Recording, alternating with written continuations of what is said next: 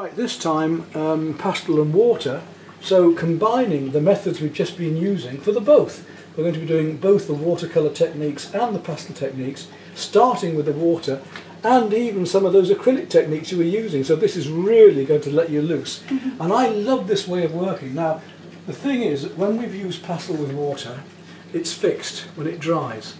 You know how powdery that was, but if we mix it with water, the gum arabic then refixes it to the paper. So it will mean that the last coat will go on top more easily. They won't be messing up the pastel underneath. Again, we're going to work from our medium tones to the darks and then put the lights back on top. So all of these really light tones here, we're not going to leave them, we're going to put them back in at the end. What we're going to do is paint the whole of these medium and dark tones and put all the rest back in with lights at the end. And it's so quick. Don't put the water on first, we put the pastel on first and then we use the water to blend them in. And it looks like magic. When I did one of these for a local demonstration, I already had the pastel on and you hardly see it. For instance, if I show you now, if I take a medium green here and I just put that onto the paper there, you hardly see that. I'm not going to blend it at all, just look at that, leaves the white paper showing through, yeah? And I'm going to mix these colours as I go along. So this is this medium tone coming on right through here. And I'm going to cover the whole of my paper in the tones that I require first of all. Because I know, I know this is cheating a bit because you don't know, but I know how this is going to come out. So I know that I'm safe. And being brave is quite a lot of painting. Being brave enough to do this. You know, you daren't do that, you don't know what you're doing. And this is why you need a teacher to show you by the experience I have. Students come to me very often because I've been painting in plein air a lot. I am a full-time artist and they're learning from what I actually do. Right, now we'll take some darks, start going darker into this. And you're thinking, what the hell? You know, how's this going to work? I'm going to use some of my deep darks now. Where are we? I want this colour. And it looks a bit weird, but I know what I'm putting in my lights and darks straight away. So I'm not asking you to do, I'm just showing you more than you will do this picture at the moment. You're going to pick it out in a minute. I'm not going to take it all and do it all. You might think, oh God, it's not going to leave anything to do here. But I'm just showing you how this will work and how I'm putting these mid-tones on first and darks on first. And then I'm going to use the water to bring them out. All of this dark look, using lots of pastel, very expensive pastels these, bought these. But I'm not using too much, just enough. And how I'm mixing those colours already. Because when I put water onto this, I know that this is going to go very dark. Let's go back now to my other colours. We'll go to a mid-blue into this now. So I'm blending colours that I know when I put water on are just going to mix together and be the right ones, providing I have the right brush strokes. This is going to work. And you'll see how in a moment. But this is more of a demonstration than you actually doing it at the moment, because you just wouldn't know how to do this unless I show you. Right, now I want you to start having a go. Can't find where my pastel came from there. Right, that should be over here. Let's look at this mid-grey. I want you to cover that in that mid-grey. You can use vertical as well as horizontal strokes.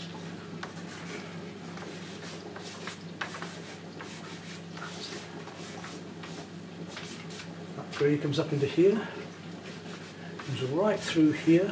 All these rocks here look grey. Quite firmly, that's it. Whoa, that's it. Comes a bit down into here, look, in blocks where those rocks are there. Right down through the whole of this here, all of this down here. And it looks like a very badly done watercolour, pastel, on textured paper at the moment, but it won't when we've done in a minute. Now I want some greens. I'm going to ask you to put that one back, stop licking my pastels here.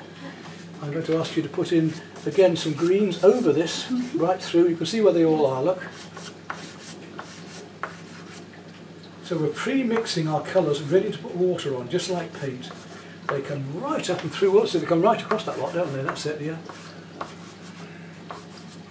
right across the top here, right through here. Big flat loads of pastel over it, that's right, cover it up, that's right, plenty of it, right through it, all the way up here for me. Not just this bit, the whole of these as well, they're going to have greens in. I'm going to come back with the lights in a minute, okay? Right down through here, look. Yeah, it's mad, isn't it? Yeah. Right through here. It seems mad, but you're just having fun, being loose. We paint loosely with me. We start loose, we finish tight. We can't start tight and finish loose. We've got to do it this way around. Right, that's okay. Now we want a sort of gold colour going on down into here. Just dragging down through there. Wherever you see it, right across here, right to the edge, look, right across to the edges, right through here, down to the bottom here, in the background here, here, background, yeah, that's it, down up there, that's it. Well, that'll do, right. Now that looks a total mess, and you're thinking, what the hell? Now we take a big brush, again, big brush on mop, and we make the marks very much about what is here. Remember that the lights are going to go on top in a moment. So these marks, look, are about that. It's quite a mixture. That's just coming across. This is the dark background. We can draw that in. And the beauty is that now I'm using the Pastels paint, I can draw it out. I can start to make darks draw, look. I can use it just like paint. This is all one solid lump, but I can draw those marks out into this, like this. So I keep my lights clean, so this bit of blue and green I'm keeping fairly clean. I just want all those different... Remember that this is going to dry differently.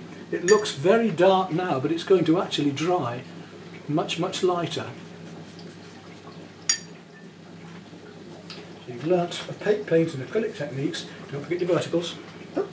Yeah, we've got this, but we've also got the verticals coming down with the reflections. So we've got to make the marks always about what is there. There's a lot more verticals here. Then you've got a solid going through it there, little dots and dashes here, a bit more verticals going on there. Don't leave any white paper showing, get rid of it.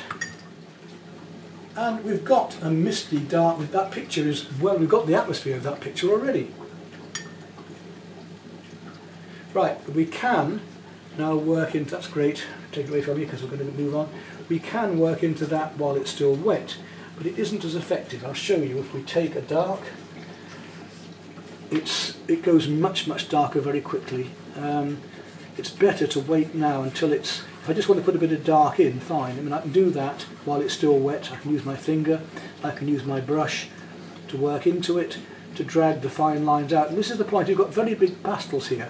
But if you want to have a finer bit of drawing with the brush, then you are able to do it now with a brush, which you can't always with the pastel. So if I want very fine twigs or anything going on like this, look, I can use my brush now to make these marks straight away. Bring that out and through here. I can bring the brush and I can make in with my fingers or the brush these marks and techniques for all the background. As I could use the rake brush in here to make grasses. I've done that with poppy seeds. Don't need to at the moment, so I want to get these reflections and bits of light happening here, bits of dark coming onto here, around here.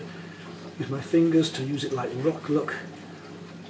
Isn't it a lovely way to work? And nobody really works in this sort of way. They want to use pastel in traditional ways. They want to explore and experiment. Don't be held back by things. So we get all these darks in now at the moment. It's so effective and it's so loose. And this is the same technique as using acrylics in many ways, isn't it? And the way that we're doing.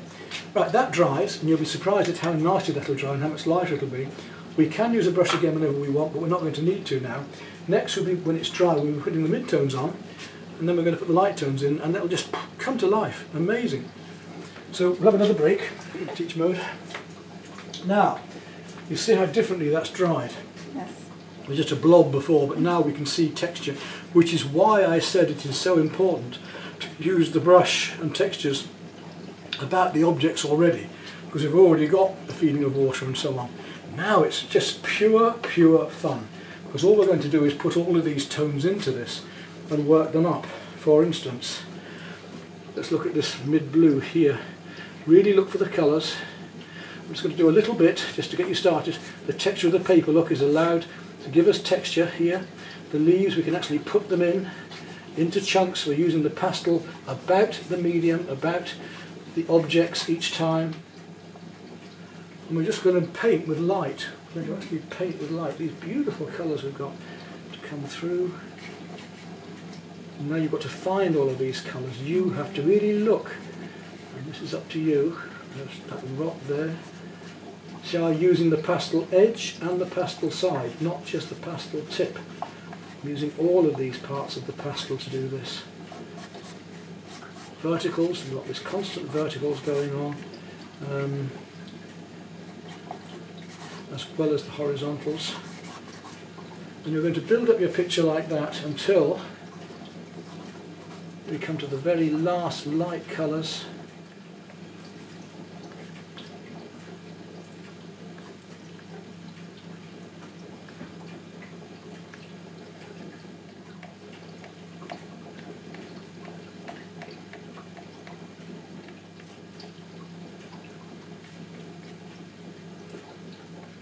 Yeah, pigs might flash, he says.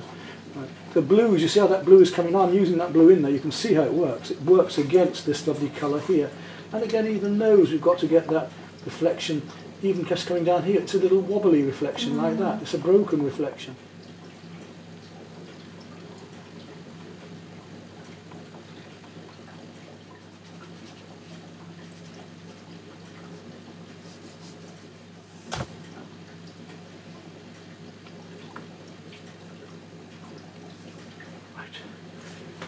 Where, what? This blue colour here? You see, put the blues. Yes, that's right. They are there. They're against one another. That's what we've got to learn, to see these colours one to another. It's learning to see as well as seeing. Those greens come round there, out here, down in between. Yeah. There's little touches we can do. We've lost a bit here now, haven't we? Yeah, I mean, I'm just coming back here, but here, for instance, little bits of gold or little bits of colour that haven't quite. These little bits here, just on the edge, you see. There's little bits of light, just capturing. And what you have here is reflect below, just to give a bit of reflection. So, a little bit of a trick, but it just works. There, it's probably going to happen somewhere here. A little bit of blue reflection. You've got the difference in that. Look, you can now see it when I do it. Yeah, you're just finding it. You've got to sit now here. There's a warmer blue.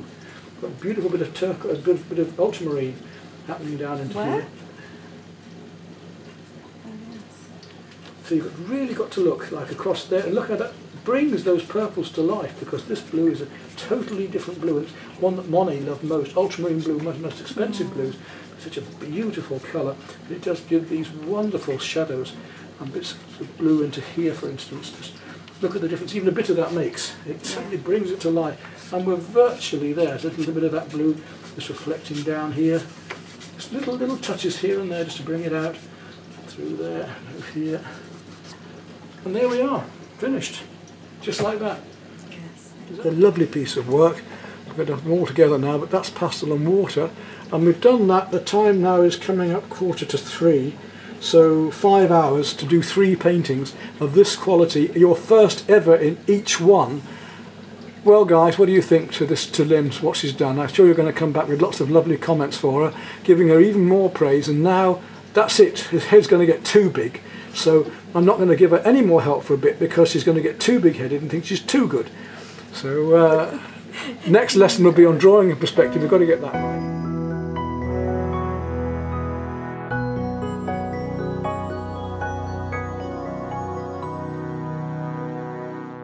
Well, there we are, Lynn.